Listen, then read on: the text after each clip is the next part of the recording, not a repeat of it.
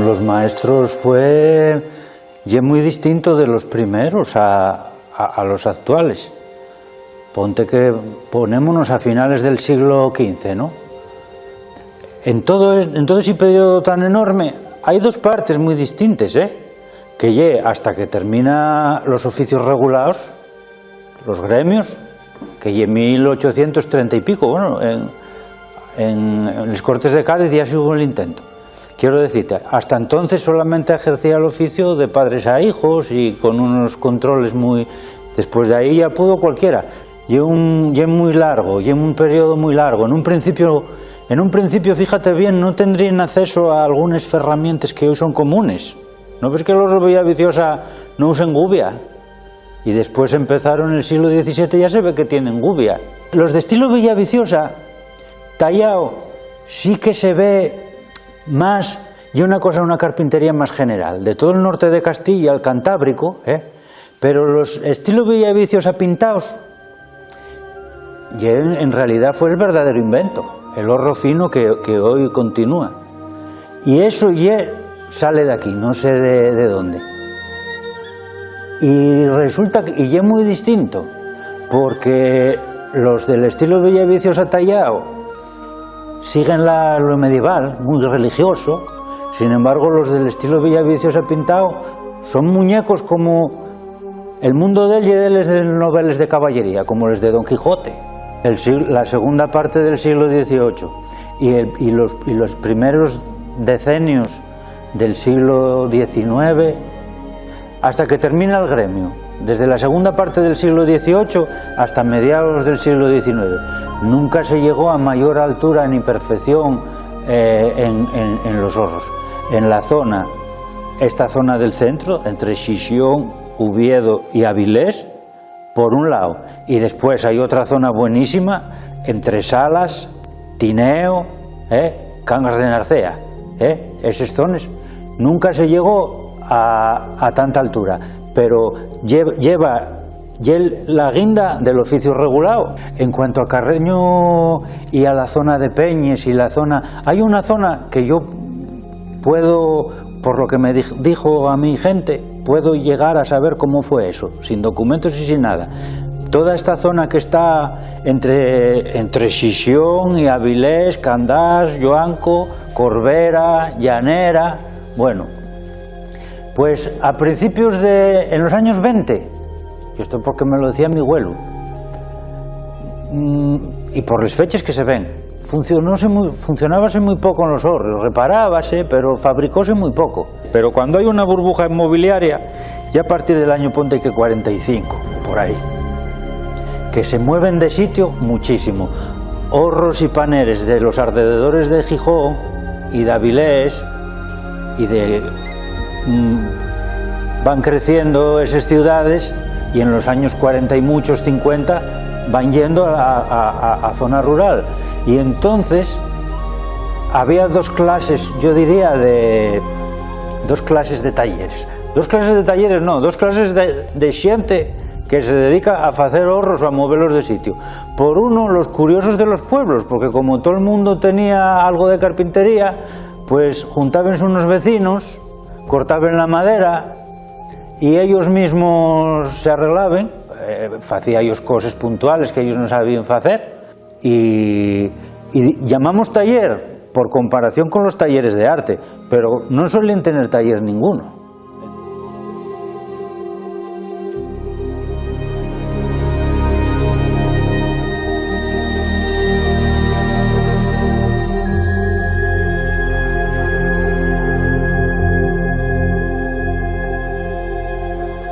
Bueno, pues preparamos un pegollo para un horrio.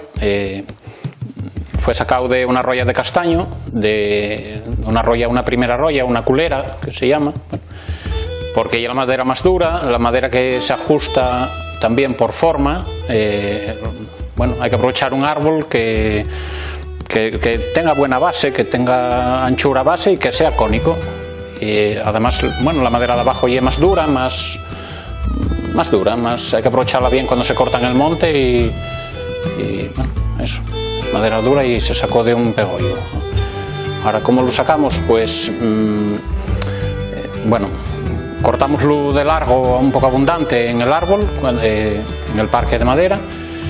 Luego, pues, tracé lo que son los ejes, los centros del pegollo, y después, pues, di la medida que quise sacar, pues abajo en la base, pues sobre 45 por 45 y arriba en la puntera, pues de 20 por 20. Entonces hay que trazar unos ejes y dar la medida en torno al eje para que salga lo más cónico posible y simétrico.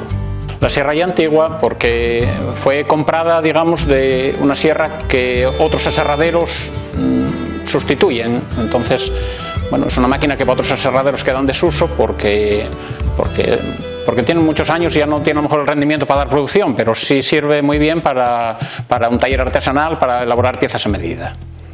Eso es una máquina fuerte,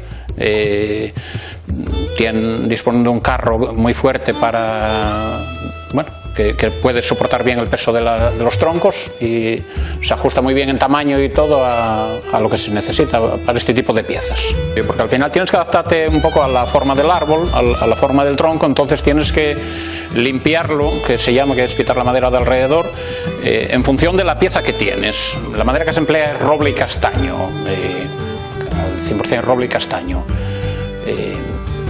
Y en la época de corta, pues es en invierno, cuando hay parada vegetativa, que se llama, que los árboles no crecen, es cuando se corta, que no hay savia, y bueno, es cuando es la época de corta, es en invierno. Vamos. Si hay algo que surja la oportunidad de cortarlo, de comprarlo en el monte y poder cortarlo, pues se aprovecha si se puede.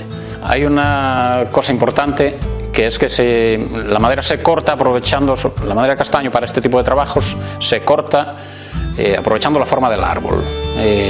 Se aprovechan árboles curvados de forma natural para elaborar piezas que el hórreo lleva curvadas. Después, en vez de dar la curva a una pieza recta, se aprovecha el crecimiento del árbol, un árbol que nazca curvo para sacar esa pieza. Por ejemplo, el pegollo ese que hicimos ahora era de un castaño que nacía curvo en la parte, nacía de una cepa que salía así en curva, entonces aprovechamos ese 1,60 m, 1,70 m en curvo para ese uso y luego el árbol para arriba de una viga para otro uso, para otra parte del hórreo. A veces se aprovechan también, por ejemplo, en los hórreos llevan unas vigas que se llaman las vigas del queso, que son curvadas de forma natural, pues eso hay que buscarles de árboles que tengan esa curvatura a lo largo de la longitud del árbol. Vamos. Digamos que el tronco se debe dejar secar unos meses o un año o hasta un año, por lo menos, si es más, pues mejor incluso. Este que cerramos ahora tenía 3 años de secado. No es que seque, es que hay que dejarlo un tiempo para que pierda la tensión a la hora de serrarlo, porque si elaboras tablas o tablones con el árbol recién cortado del monte, tiene mucha tensión la madera y tuerce la madera después de serrada. En cuanto al secado de la madera, hablo después de serrar, por ejemplo para la colondra o para la tabla de corredor o eso, pues hay una norma un poco comúnmente establecida que es que necesita 1 año de secado por centímetro de grueso de la madera. Entonces, bueno, pues un tablón de 5 años necesitaría un tablón de 5 centímetros, perdón, necesitaría 5 años de secado para tener un poco de garantía de que esté seco y de que luego no mengüe y no se deforme. Pues llevo 30 años en el oficio. Yo empecé en el 1990 a hacer formación profesional de carpintería y haciendo las prácticas del colegio, digamos, pues yo fui a hacer las prácticas a un taller aquí a San Cucao de Llanera, donde se hacía carpintería artesanal, la carpintería tradicional de madera. Y Paralelamente a eso, el carpintero pues hacía hórreos también. Empezó a elaborar hórreos. Era Manuel Paredes, que después se convirtió yo creo que en un referente, en un maestro herrero referente. Construyó un gran número de hórreos, 100 y pico nuevos. Eso fue en el año 90, en el 1990, cuando empecé yo con la carpintería. Creo que tenemos una joya que está muy desaprovechada. Yo creo que la gente joven es fundamental que aprenda este oficio de restauración de hórreos, este oficio de horrero. Bueno, creo que es fundamental, como del resto de oficios, pero bueno, quizás este pues incluso más, porque es un trabajo muy específico que necesita un aprendizaje muy concreto y que considero fundamental pues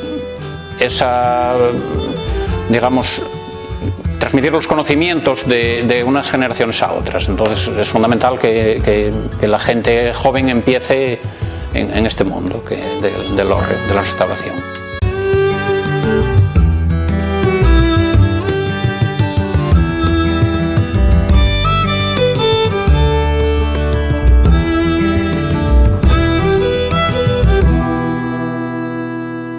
Soy Carlos Fernández, soy cantero desde hace más de 20 años y tengo un cierto respeto por el hórreo asturiano.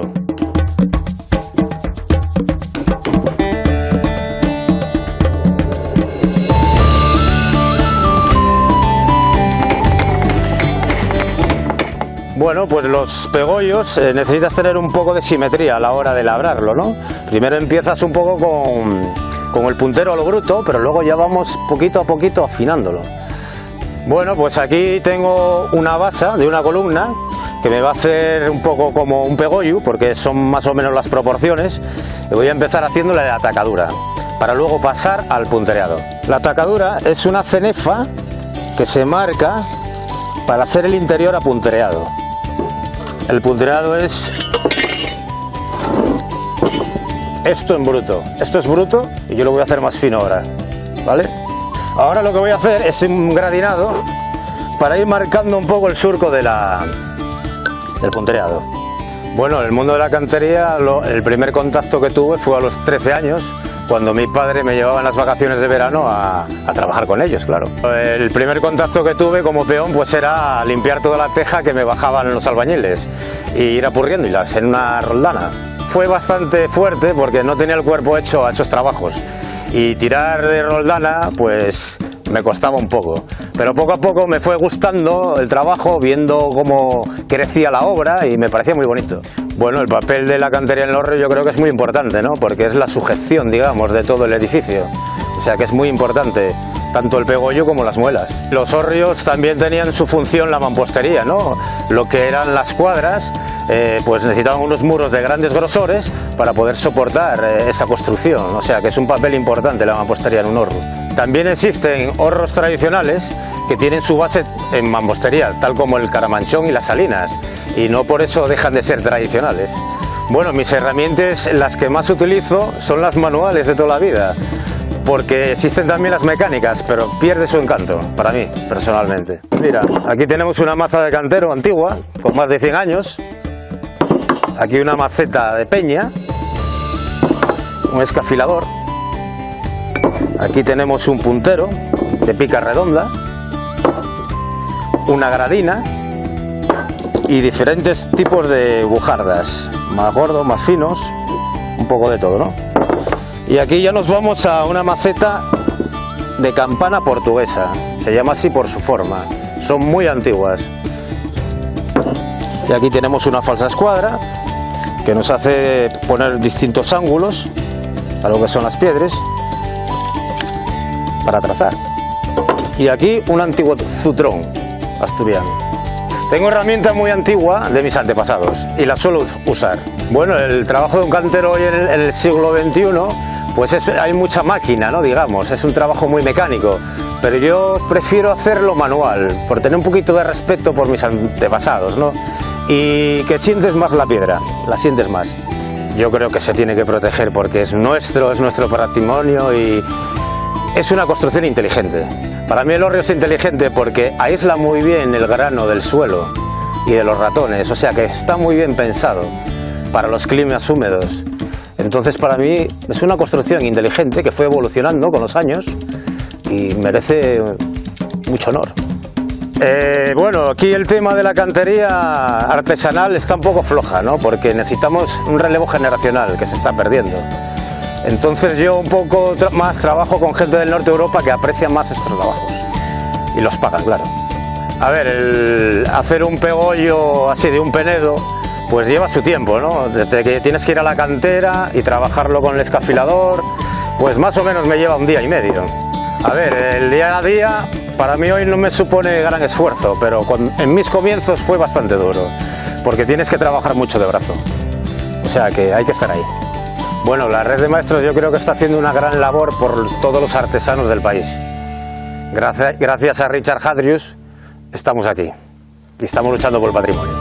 El colocar los pegollos lleva su historia, ¿no? Porque tienes que saber nivelar muy bien, que es muy importante. Entonces, sobre esa nivelación, toda la estabilidad del hórreo depende. El origen de las muelas viene de que antiguamente se recuperaban muelas de molinos. Entonces, en vez de decirle al cantero, hazme una muela, se cogía reciclada de un molino antiguo. Y entonces era un trabajo extra que se le quitaba al dueño. Bueno, las muelas son muy importantes, ¿no? Porque evita que suban los ratones y a la vez también evita que el agua no pare en los traves. O sea que una buena muela en forma piramidal truncada evita que se paren aguas ahí que puedan dañar el trave. La subidoria es la escalera que da acceso al horro y es muy importante que se utilicen buenas piedras grandes para mantener la estabilidad durante muchos años. En toda mi trayectoria debí intervenir en 20 o 30 horros, lo que es más el tema de cantería. Algún contacto de no usar y retejar, pero menos. Pues me gustaría mucho que las nuevas generaciones tuvieran un respeto y un cariño por estas construcciones que nos están dejando nuestros antepasados, ¿no? Y que las debemos cuidar todos.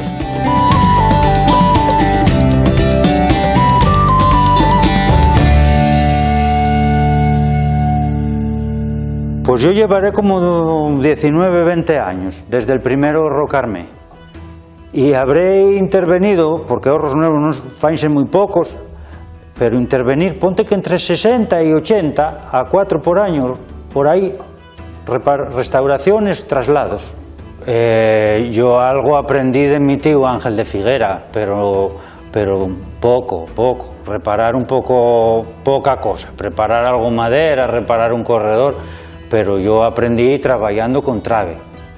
Hombre, voy a decirte una cosa, yo antes de trabajar sobre todo con Gonzalo García, aprendí mucho de él y aprendimos mucho juntos y él aprendería algo de mí también, pero bueno, yo antes ya trasladé algún horro, pero poco, así a mi manera, pero sí, sobre todo la teoría de mi abuelo, porque vivió el gran movimiento de horros que hubo en los años 40 y 50 y él trabajó en ello, para vecinos, porque entonces esos trabajos no solo era el maestro, sino que eran todos los vecinos que participaban, y mi abuelo Serro Madera, pero mi abuelo ya no estaba en activo ni mucho menos, cosas que me contaba. Mi tío Ángel de Figuera sí que me enseñó cosas, la herramienta de carpintería, pero aprender con Gonzalo García, que trabajaba con trave, ahora y es tornero.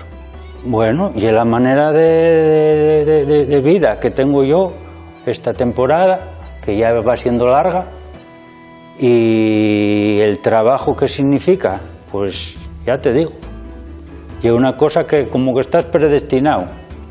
Sí, estás predestinado, oriéntate. Y es lo que significa.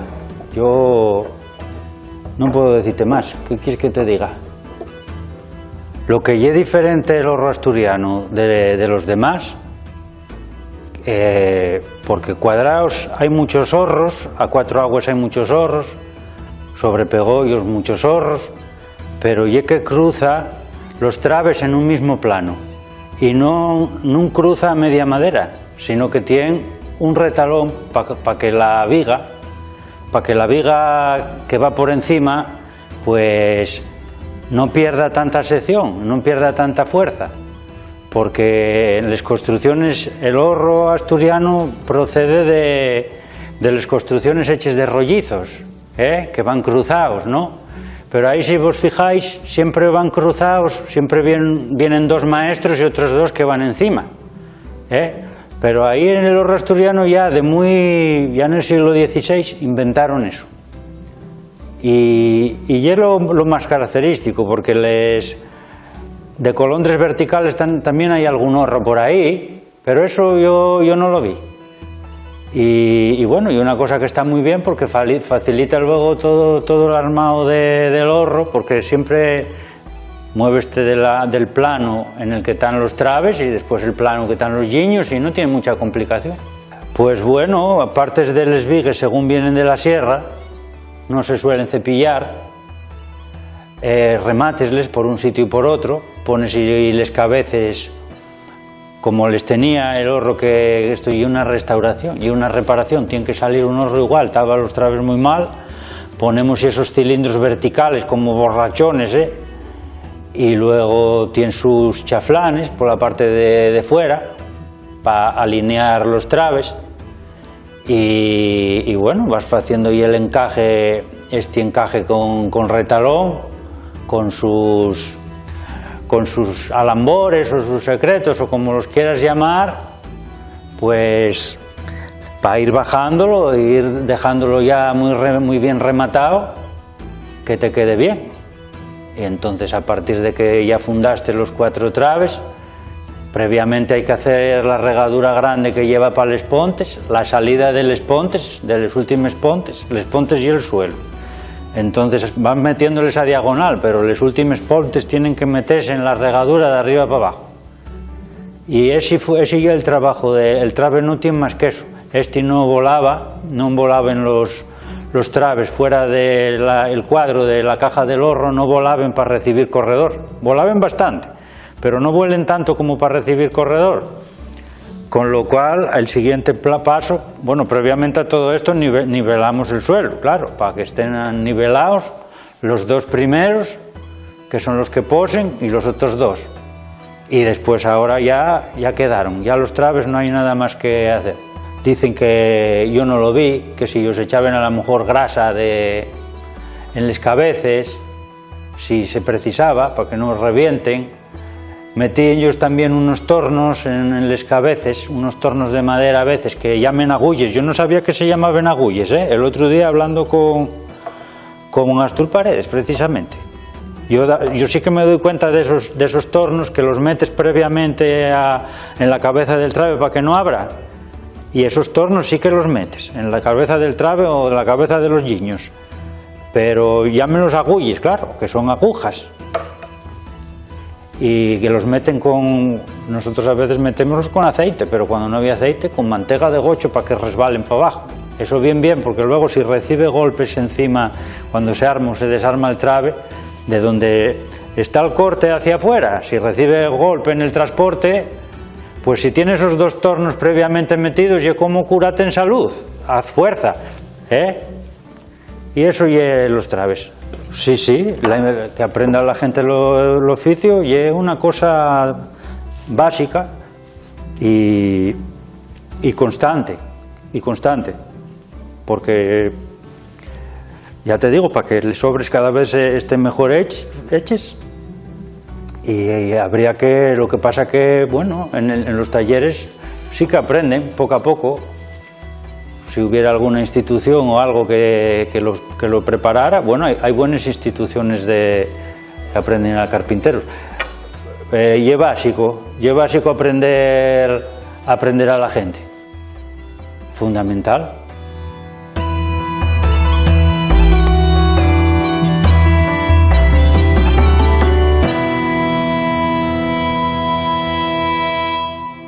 Bueno, pues yo empecé a carpintería haciendo un módulo de 2 años y sacando el FP1, y acto seguido por un amigo de mi madre que bueno, era horrero y bueno, pues quería un chaval que empezara con él para enseñarle y demás. Entonces ahí empezó un poco todo, con más o menos 20 años, ahora tengo 38, y a temporadas, pero con este paisano, que es Pepe de Limanes, pues fue con él el que me enseñó a trabajar los hórreos. Luego seguí aprendiendo con algún otro horrero, y con Julio Zapico pues llevo 3 años y sigo aprendiendo, la verdad que contento. Aquí realizamos, relacionado con los hórreos, un poco de todo, desde empezarlos de cero a reparaciones, restauraciones. Lo mismo hacemos un nivelado de pegollos, que bueno, pues arreglamos un corredor, o cambiamos un tornaguas o un mandil, o ese tipo de trabajos, ¿no? O sea, desde nuevo completamente hasta restaurar cierto tipo de piezas. Entonces ahí entraría un poco todo lo que lleva todas las piezas del hórreo. Para mí trabajar en el oficio de los horreros pues me parece algo importante para la tradición en carpintería, y que está relacionado pues con el medio.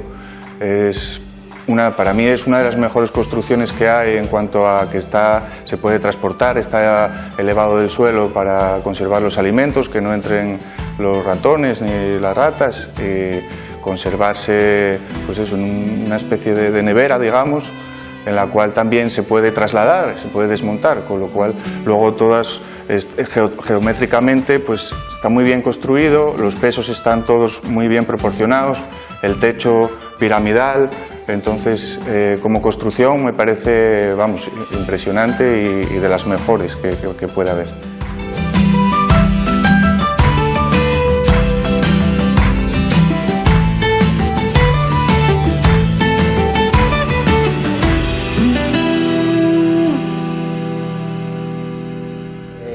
Pues eso, soy Adrián y llevo en esto más o menos sobre unos 15 años. Y en esos 15 años pues podríamos reparar a lo mejor unos 50 tranquilamente. Yo empecé por casualidad, porque yo dedicábame a la piedra, estaba de marmolero y al final quedé sin trabajo cuando tal, y empecé con un paisano, Severino Torre, se llamaba el paisano, y se arregló muchos horros por Asturias en general, sí. Que yo no quería empezar con él, porque tenía fama de gruñón a tope, y al final empecé con él, gustóme y aquí sigo después de 15 años. Nuevo solo hice uno, porque a mí no me gustan los horros nuevos. Yo soy de horro viejo, restaurado o trasladado, o tal. A mí los horros nuevos no me gusten. Y llevaremos sobre unos 40, 50 tranquilamente por ahí. Siempre recomiendo a la gente, cuando me llama para un horro nuevo, yo por ejemplo siempre os mando a otro, porque yo no los hago. Yo no me dedico a eso, yo dedico a la restauración. Y es que lleve madera, que eso es eterno, eso ya no caduca, eso teniéndolo a techo, y eso no caduca. La madera de ahora pues ya no se cierra de la misma manera, ya influyen muchas cosas que no va a tener el mismo rendimiento que tiene esta madera de 200 o 300 años. Esta va a durar, si la cuides un poco todavía va a durar otros 200 o 300, la nueva no lo sabemos cuánto va a durar. Va a durar porque hay castaño, pero no va a durar lo mismo. Y yo siempre recomiendo pues el buscar un horro viejo y montar un horro en tu casa. Ya tiene más historia, tú llegues a una casa con un horro viejo y ya parece otra cosa. Ves un horro nuevo y yo veo un cajón, a mí parece un palomar, ves un cajón ahí que a mí no me gusta, vamos. Pues nada, estuvimos quitando los colondres, que la colondra y la pared, la parte del horro y la pared, la que sujeta los liños, y en este caso van en regadura larga, van en regadura corría, y luego encajáis la suela y con un alma entre pared y pared. Lleva una regadurina a la pared que va con un alma metido, peine, que se llama peine. Y luego ahí también hay otra manera de hacerlo, que lleve con espiga y agujero en el barrenau, en el trabe. Mira, yo por ejemplo, nosotros intentamos siempre los liños desmontarlos a mano, con el puente de grúa que hacemos así de casero, porque el camión, los liños esos no están muy bien, pueden romper al subir con el camión, entonces hacemoslo un poquitín más despacio, más ligero, porque luego también, claro, encuentres horros que están bien, pero encuentres horros que, por ejemplo, ya la pared de acá está entero el trabe, la regadura ya no hay regadura, ya no existe regadura. Entonces siempre las paredes te pueden caer, pueden restropearse, que ya al final lo más importante del horro, las paredes. Porque al final y la esencia del horro, hay que tener mucho cuidado, depende de cómo esté el horro, pero por ejemplo por el tejado andábamos bastante bien y entonces ya fuimos desmontando desde el tejado. Si no, normalmente andamiamos alrededor y ya lo vamos desmontando poco a poco desde el andamio, porque hay tejados que claro no te puedes ni subir. Caen muy mal, porque caen muy mal, enseguida se cogen uno con otro y al final caen muy mal, pero por si acaso siempre hay que andar con precaución y eso, tranquilamente, siempre hay que escuchar cómo se va moviendo, cómo se va, para dónde va tirando, hay que ir contrapesando a lo mejor con puntales, o hay que ir poco a poco, no se puede correr en un desmontaje de un horro. A ver, más o menos en tiempo de desmontaje y 3-4 días el tiempo de desmontaje, y luego a lo mejor depende de las piezas que tenga que se haya que restaurar, que a lo mejor hay que empatar alguna pieza o qué tal, calcula un mes de trabajo lleva un horro, desmontándolo desde entero y volviendo a montarlo desde hasta arriba. Por los enhuegos y el comienzo de la pared, y el comienzo y por donde se empieza, hay que ponerle siempre los 4 esquines bien aplomados. Los antiguos pues eran una pieza troncada que iban sacando con el serrón y tal, y al final llega lo que amarra la estructura del cajón, del liño, y donde van enganchados los liños al final. Las paredes del medio siempre con espuerte, siempre tienes algún punto de apoyo más, pero las esquinas, o sea, les enhuelgo y la base principal. Ahora es difícil encontrar ya madera de ese ancho que dé. Sí se pueden hacer, pero con troncos ya mucho más pequeños. Hablamos de una mejor Restitien 50 o 60 del enhuelgo, pues ahora habrá los de 40, como mucho. Ya un tronco así que esté de buena madera, que se pueda aprovechar, y hay muy poca madera también. De artesanía. Al final hay un trabajo que tampoco está, o sea, cada horrero en su tiempo tenía su manera de montar, depende de las zonas, y en el mismo pueblo mismamente, en el mismo municipio seguro que hay formas diferentes de montar los horros, y ven pues sobre la marcha, tenían una idea y la idea era que durara 500 años. Trabajo tradicional a tope, vamos. Nosotros usamos la zuela, formones, serrucho, o sea, como un trabajo tradicional. Intentamos montar siempre como manda la consejería y como antiguamente se hacía, vamos. La verdad que te puedes encontrar de todo. Y mismamente, ayer estábamos currando y encontramos una coleta rubia enmarcada en un cuadro, que luego contó la historia del dueño de la casa, que fue de una chavala en el año, yo creo que era por el 20 y pico, una cosa así, que murió accidentalmente, y la dueña de la casa, la bisabuela del chaval quiso tener ese recuerdo de esa niña enmarcado en un cuadro. Y como eso, miles de cosas. Todos los horros tienen alguna historia, alguna leyenda, casi todos. Pero el horro siempre fue necesario, una casa, siempre fue necesario, para guardar la cosecha, para guardar para el San Martín, para todo, siempre fue necesario. Y ahora vivimos en tiempos que ya pues esas cosas ya se pasan desapercibidas, ya estamos como vamos al mercado o al tal y lo compramos y ya no tienes falta de meterlo en el horro, pues al final los horros ¿a dónde van? A hacer una esplanada delante de casa porque no me interesa, porque llevo mucho dinero y no puedo meter nada en él. Yo no tengo huerta, no tengo... Y al final tendrían que catalogar bien los horros, datarlos bien y mirar a ver los horros que de verdad necesiten una reparación y que de verdad representen algo, y los demás horrios que sean más modernos, que sean más tal, pues pueden hacerse otros usos, siempre respetando, oye, la estética del horro como lo ves. Tú tienes que llegar a una finca y ver el horro y ver un horro, siempre al lado de una casa, y siempre tienes que ver el horro, o sea, por fuera tiene que ser un horro. Oye, por dentro que tengas una cama, que tengas pues oye, pues ya vamos a cambiar un poco de chip y facilitar a la gente también que quiere pues tener pues eso, para dormir la siesta en verano, para tocar música, para leer, A ver, la profesión, y una profesión muy guapa y una profesión que no se tenía que acabar. Gente para trabajar seguro que va a haber, generaciones que vengan detrás, seguro que hay alguno que sale y alguno de... Lo que pasa es que tenemos muchos impedimentos a la hora de trabajar, a la hora de trasladarlos, a la hora de tal. Trabajo ahora mismo hay mucho, pero claro, tienen que facilitar un poco más los pasos y los pautes que hay que seguir para hacer una restauración. Tienen que pensar que lleve una cosa que solo existe aquí, en este modelo, en este formato, solo existe aquí.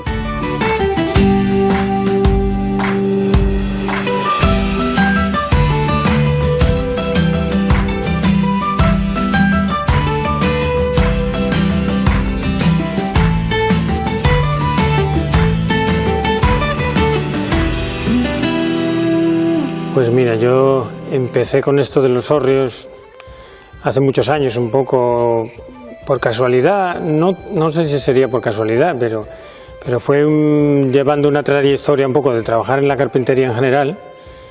Ya muy joven marché para Cataluña a trabajar a Pirineos y allí hacía carpintería de armar, tejados, cosas de estas.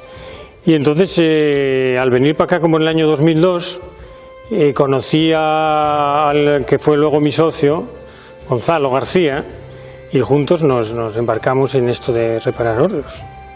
Entonces fue una cosa muy paulatina y ir desarmando y conociendo los hórreos y hasta hoy, 20 años después casi. Aproximadamente, imagínate, 20 años se habrán reparado, y vamos a hacer una media de 6 o 7 al año, pues imagínate, pues por lo menos 140 se habrán reparado. Y bueno, hay años que más, hay años que menos, pero bueno, es una trayectoria que siempre ha ido muy de no parar. No ha sido una cosa de volverse locos, pero siempre trabajando. A ver, hórreos nuevos en sí se hacen pocos. Por lo menos el estilo de hórreo que nosotros hacemos, tan tradicional y tan respetando un poco lo que siempre han sido los hórreos. Lo que se hace mucho, por ejemplo, son hórreos nuevos, aprovechando la colondra, los pegollos, que casi siempre es lo que más suele estar reutilizable. Claro, muchas veces los traves se cambian, o te vas a gastar pues cerca de 30.000 euros, pongámonos. Muchas veces traves, pues dices, oye, está bien para usar, pero tal vez llegó la hora ya de cambiarlo. Entonces ya aseguras que la longevidad de ese hórreo va a ser pues tranquilamente 100, 200, 300 años. Cuidando el tejado son eternos. Yo siempre le digo a todos los clientes que pongo la mano en el fuego, porque usar madera de castaño es garantía de eternidad, por decir de alguna manera, ¿no? A ver, a mí el trabajo me encanta, me da igual hacer uno de nuevo que de viejo. Al final lo que te interesa es verlo acabado y verlo como si lo hubieran hecho hace 400 años. Ahí sí que nosotros siempre hemos sido conocidos por ser bastante fieles a todas las dimensiones. De hecho, yo incluso en los presupuestos lo pongo, que se va a ser fiel a los diseños y a las proporciones. Porque aquí lo que es importante es que esto podemos hablarlo todo lo que queráis, pero el hórreo es el hórreo. Y claro, el hórreo que se hace hoy es el hórreo que va a haber mañana. Yo tengo muchos encuentros con colegas y con compañeros de profesión y con gente que le gusta este tema, incluso con historiadores y gente que hay mucha lucha, ¿no?, entre que si el hórreo permitir hacer viviendas, si no. Desde luego se pueden permitir cosas, siempre se hicieron cosas muy diferentes en los hórreos, se dormían ellos, se hacían matanzas, se guardaban cosas, lo que quieras, pero claro, no puedes cambiarle la estructura. Si tú lo vuelves más alto, por decir, habitable dentro, para que sea más cómodo para hacer una vivienda, ya lo estás transformando, le estás dando una altura que, si es una panera, te va a admitir un poco más de altura de colondra, pero un hórreo enseguida va a tener unas proporciones como de cohete, más que de esa proporción chata que deben de tener, o a mi gusto, vamos. Entonces, claro, todas esas cosas son muy críticas, porque si empiezas a tocarlo, al final lo conviertes en otra cosa. Y claro, ahora por ejemplo se habla mucho de decir, no, los hórreos de antes del 1900 o del 1800, tal vez, no me acuerdo ahora, se van a dejar intactos, y los que sean de ahí para adelante va a dejar que tengan que tengan cambios, que sufran otro tipo de modificaciones. Claro, va a aparecer un nuevo hórreo, que como suele ser, va a ser el que al final será mayoritariamente el más abundante. Entonces pues el antiguo va a quedar ahí atrás. Yo creo que un hórreo es un hórreo y tiene que seguir siéndolo. Y si quieres tener una casa cuca de madera para vivir, te haces una casa cuca de madera para vivir. Una caseta en un árbol, lo que tú quieras, hay cosas preciosas. Se habla mucho de los hórreos, pero yo siempre hablo del pajar, por ejemplo, en Asturias. El pajar en Asturias te da un pie realmente, eso sí que da pie, el pajar de Asturias típico de lamas separadas para que respirar y tal, eso sí que da pie arquitectónicamente a que se hagan viviendas dentro. Talleres, despachos, o sea, eso sí que da en cuanto a luz, en cuanto a habitabilidad, en cuanto a alturas, pero claro, un hórreo es un hórreo. Que le quieras dar habitabilidad, por supuesto, siempre se durmió en ellos, siempre se utilizaron para muchas cosas, pero claro, transformarlo es hacerlo desaparecer, a mi manera de verlo. Yo no miento, desde luego cuando una persona se va a gastar el dinero que se gasta en un hórreo, tienes que darle un uso, porque si es un capricho y puedes, pues estupendo, pero ojo, yo llevo 20 años arreglando hórreos y la gente los usa para meter patates, y para meter cebollas y para lo que son, para meter la herramienta, los aperos. Hombre, para mí hoy en día trabajar en los hórreos significa todo, porque es la mi manera de vivir. Hombre, siempre dice mi madre que cuando tenía yo 4 años y 5, que ya decía que quería ser carpintero, cosa que luego abandoné, pero bueno, como no estudié carrera y tal, lo primero que hice fue tirarme la carpintería y desde los 19 hasta hoy. Y ya van a ser de autónomo desde los 24, tengo ahora 44, imagínate, pues 20 años ya de autónomo. Así que para mí esto lo es todo. Desde luego mi mujer también es carpintera, o sea que para mí lo es todo. Y bueno, espero jubilarme haciendo esto. Yo creo que los trabajos, y más estos que te unen tanto también un poco con el mundo rural, que es para mí también lo es todo, pues desde luego te dan una felicidad muy grande, ¿no? En inicio no había corredores, ¿no? Es una cosa que aparece un poco más con la necesidad de darle uso también pues un poco más exterior al hórreo. Y sobre todo los hórreos al principio tenían unos corredores muy rudimentarios, que eran prácticamente solamente pontigas alrededor por las que tú caminabas y podías acceder a los gabitos que había fuera en el liño para colgar bueno, pues todos los productos de la huerta y tal, ¿no? Entonces, ¿qué pasa? Que con la aparición, por ejemplo, también de la aparición del maíz, se hizo muy necesario ya tener un poco más de estructura. Entonces, cuando aparecieron ya los primeros pasamanos, que eran para colgar allí también todas las ristras y toda aquella cantidad de maíz que se ponía. Y lógicamente, como todo que empieza, pues tiene una evolución y ya puedes ver pues la cantidad de incluso de decoraciones que ya tienen los hórreos y que bueno, luego forma parte un poco de lo que es la decoración del propio hórreo, de la panera, porque al final es lo que más luce, ¿no? Hay gente que no se imagina, sobre todo por esta zona de Gozón y tal, que un hórreo sin corredor es imposible, para eso no quiero tener hórreo, porque realmente es verdad que lucen mucho, ¿no? Y que dan esa característica tan decorada y tan bonita, ¿no? Hombre, un corredor puedes tardar, puede tardar lo que quiera, pero por ejemplo tres operarios y un corredor en una semana, pues lo tienes hecho. Igual un poquito más de una semana, porque pasas varios días en el taller, pues eso, mecanizando, como se pueden ver estos pasamanos y tal, y después, hombre, hay muchas maneras de hacerlo, pero lógicamente haciéndolo tradicional y tal, lleva su tiempo y tiene una elaboración y unas molduras, y bueno, y se le da, tiene su trabajo. Desde luego del hórreo en sí, lo más fino, los acabados más finos y lo que se le da un poco más de hincapié en que todo quede muy ajustadín y tal, es en el corredor. La compleja simplicidad del hórreo, ¿no? Porque es un diseño muy probado, muy garantizado a lo largo de los años, y es simple, tiene un compendio de lo básico de la carpintería, son las medias maderas, la caja y la espiga, ¿entiendes? Son cosas como muy básicas. Como siempre digo yo, para ser carpintero lo que necesitas es hacer caja y espiga con los ojos cerrados, porque todo es caja y espiga prácticamente, una mesa, unas patas de una silla, todo, y el hórreo pues lo mismo. Al final lo más complejo en sí es todo, que no es demasiado complejo, pero es un compendio de muchos detalles, ¿no? ¿Qué hay que controlar? A ver, a mí hoy en día, después de tantos años, el único día que me pongo ciertamente nervioso es cuando llegas con los traves sueltos y tienes allí 2 traves mangados, uno enfrente del otro, sin ningún apoyo. Claro, tienen que estar bien anivelados, tienen que estar bien asentados en las trazas, que los pegollos no tengan bamboleo, que esté todo bien.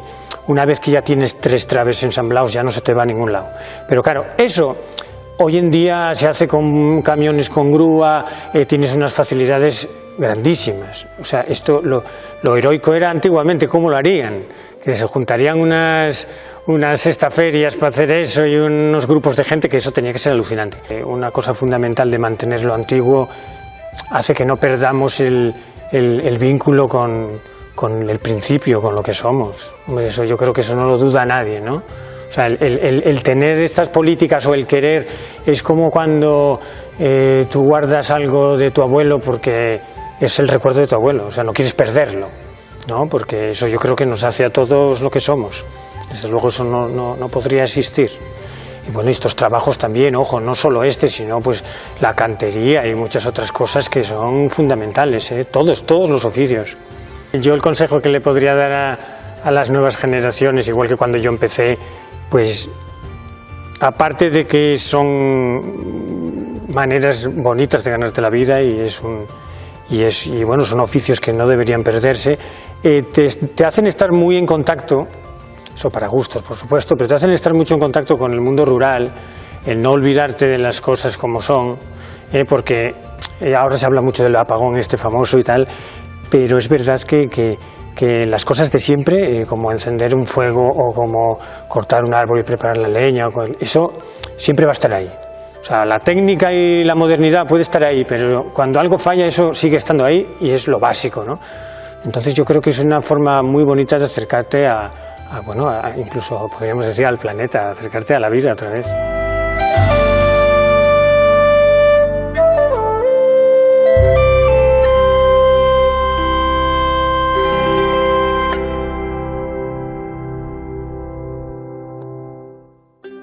Yo estaba estudiando en la facultad y mi hermano se puso por su cuenta y empezamos reparando el horno de un vecino aquí abajo, y para reparar ese horno pues tuvimos que andar mirando por ahí los hornos viejos del contorno, a ver la forma que tenían, cómo se estaban hechos, cómo estaban las piezas trabadas, y sobre eso empezamos poco a poco y nos fue saliendo más y más y más hasta llegar ya casi a una centena que llevamos ya entre hornos nuevos y reparados, llevaremos casi 100. Es trabajar y ver cómo hacen los demás las cosas y poco a poco hasta que le coges el tranquillo y pues ya es fácil, es lo mismo siempre. Hay alguna cosa rara que cambia, depende de los hornos viejos, hay que reparar una cosa u otra, pero bueno, básicamente es siempre lo mismo. Y tampoco es eso que la gente, claro, es un trabajo duro porque está frío, hace calor, la madera pesa y la gente no le gusta eso. Los liños los encajamos en los durmientes en flecha. Hacemos una caja con el caído en los durmientes y después ponemos el liño, marcamos y hacemos una media madera para que encaje y quede siempre trabado, que nunca pueda resbalar. La estructura del tejado va siempre en media madera, todo. Nosotros hacemos media madera en el perro abajo, media madera en el perro arriba, media madera allí, para evitar giros. El horno así nunca tiende a girarse y a caer. Para poner los aguilones arriba, ponemos primero los dos principales, que van a media madera y trabados uno contra otro. Para eso hay que coger y ir probando, marcando las rayas donde hay que cortar y prueba-error. Según vas probando, vas poniendo hasta que quede perfecto. Y después, una vez que tengas estos dos puestos, se ponen los secundarios que van encajados directamente, que van apoyados, como son más largos de arriba, nunca tienden a caer. En este momento, esto que se ve de la estructura está solamente sujeto con 8 tornos de madera, más de esos dos que están arriba. Después, posteriormente en la obra, se mete un torno cada 40 centímetros para asegurar mucho más y queda así, va todo con torno, sin ningún clavo, ni un tornillo, ni nada.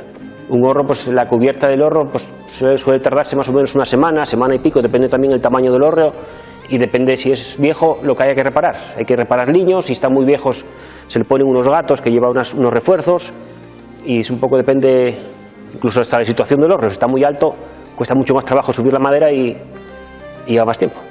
Nosotros los hornos hacemos con un caído no muy alto, ya que queda muy estéticamente, para nuestro gusto queda feo, lo hacemos entre el 30 y el 35%, que es lo que garantiza la teja, y antiguamente se hacían así para que la teja no se escurriese.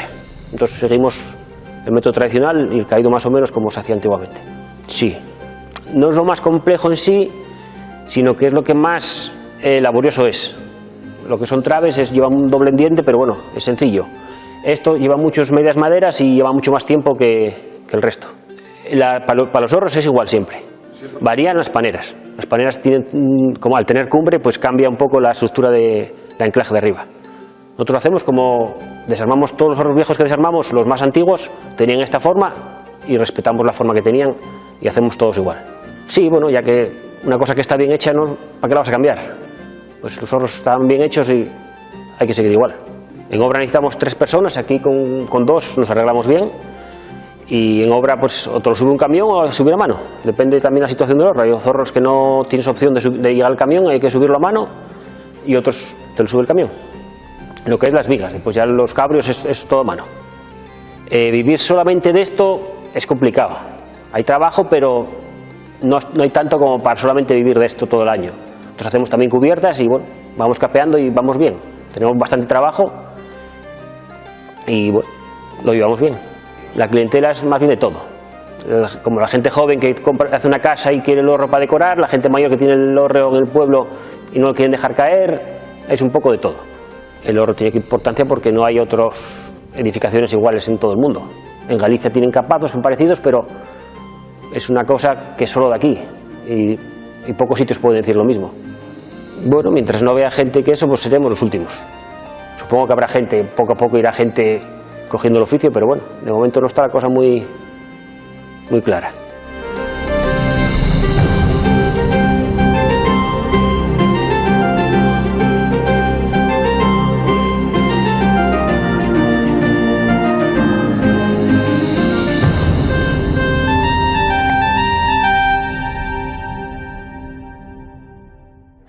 Entonces ya te ha terminado el tejado, te ha terminado el tellado, por ejemplo, y a veces por aquí, por esta zona de aquí, pues lleva bocatella. Esta lleva una bocatella con guardamalleta, que esto ya es raro, pero a veces hayla. La bocatella lleva esto, y que tiene onda, y ya va separada, lo que tiene que ir separado. Y entonces si tiene esto, muy fácil, vas poniendo aquí los canales, que te vuele por aquí entre 12 y 15 centímetros. Si no lo tienes que esparceles tú como te gusta. Si no lo tienes que esparceles, permediales, y metes un cascallín por los lados, porque la primera teja muévese para los lados. Y en el aguilón ponemos también una canales de arriba abajo. Vas poniéndoles canales, yo aprendí a hacerlo toda la pala entera, poniendo de abajo arriba, ras, y vas menguando. Otra gente, hazlo, no sube toda la pala entera, sino que va de un lado a otro, y sale por un aguilón, y nosotros una panera o un horro de abajo para arriba. Y bueno, les de abajo son los canales, les de arriba son les cubiertes, y luego poneslo, hay unos palos que si queréis voy a buscarvoslo, no fai falta. Y es como, llamámoslo una galgia, o llámase también un codal, que lleva un palo. Imagínate que esto sea un palo, lleva aquí una punta clavada y aquí otra, para colocar la tella, ras, y subesla, vas colocando los telles, y entonces tú pones la galgia con la punta en la de adelante, y una medida, para que te queden todas más o menos espaciadas, porque los telles unos son mayores y otros menores. Y nada, remates los aguilones, y luego si lleva horro, lleva una llábana, porque ahí hay un punto en el medio que no se puede tapar con una tella, una llábana, y encima va el rodexo, o el obispo, o el moño, o la piedra cantal paxarín, de todas maneras se llama. Y si panera lleva dos, más pequeñinos, y nada más. Los horros ahí que tienen cubierta de pizarra, pues bueno, son distintos a los de tella. Y entonces allí hay de piedra o de pizarra, hacen esa diferencia. Unos son piedras, que en realidad son pizarras gruesas, cada una de una manera, son muy gruesas, Nosotros fuimos para la zona de La Pescal y Larna, y luego pizarra, que ellos llaman pizarra la finina, y ese es la piedra, les de piedra, cada X sitio va furada la piedra con un torno de madera, pero no van todas furadas, va furada alguna grande, la mayor parte, pero las pequeñas no. Si es de pizarra, que son más finines, van con unos puntes, que hay una piqueta para clavarles, y tú vas poniéndoles como las piedras en una pared, dos piedras sobre una y una sobre dos, para que muy bien solapades, solapando mucho, y luego los aguilones pueden ir con telles, curves, pegades, o con capotes, que capotes son unas piedras así, unos pizarrones grandes, unas piedras grandes, que van mangándoles allí. Antes clavaban ellos un torno por la parte de atrás, y luego en la panera el cumbrial va con cruceiros, que son unes piedres, unes pizarres que van unes metides por otras. Y así es la pizarra, ni más ni menos. Ahí, mira, los horros que de cubierta vegetal ahora dicen está teitao, pero teitao y techao, como lo dicen en el occidente. Teitar y techar. Aquí hay lo de palla de centén, que lle Cangas de Narcea, Ibias, todo ahí. En Torrestío, que yo sepa, también era de palla de centén, aunque puntualmente podía usar la escanda también, ¿eh? Y luego, ya te digo, con escoba, en la parte Somiedo y por ahí hay uno y alguno más hubo. Y hay alguno con escoba en Cangas de Narcea, porque como ahora no hay pocos teitadores. Y luego los de palla son de dos maneras. Uno teítalo cualquiera, o cualquiera que curioso, que lleve zampar palla la palla y coserlo alrededor con blimes o lo que sea, y luego el teito curioso a paleta, que ya en Asturias no hay quien lo faiga, pero hay uno muy bueno en la zona del Bierzo que deja los horros que duren igual 30 que 40 años.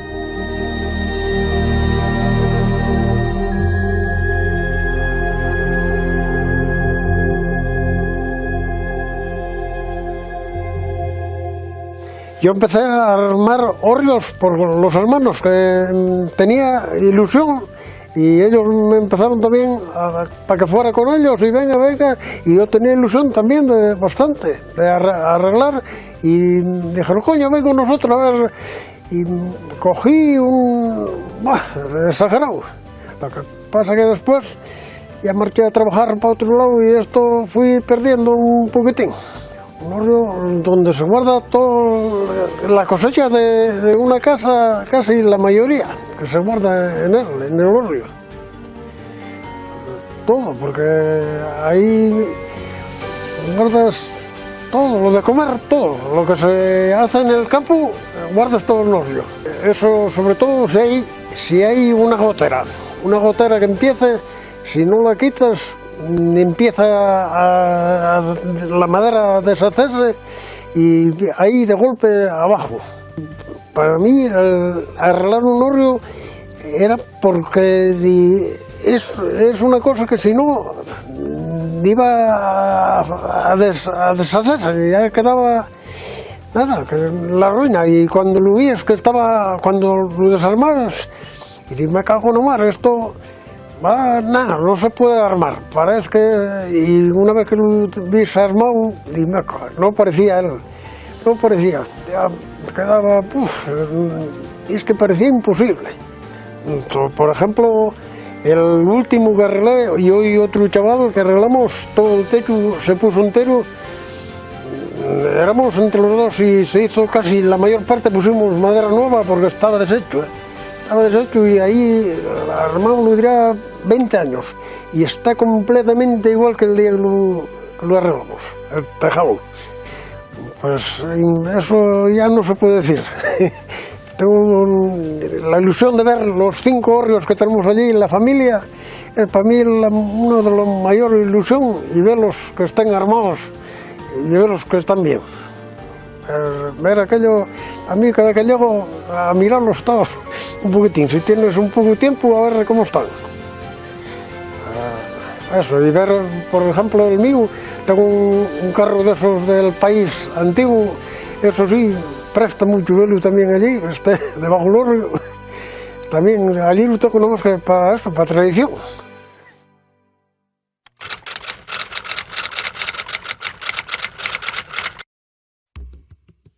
Pues el horro en sí yo a veces piénsolo, como lo preguntáis tanto, pues yo piénsolo, porque una persona hasta que no la pregunten, pues a lo mejor no se hace reflexiones. El horro ya es el exponente de una manera de explotar el territorio que nuestras élites abandonaron.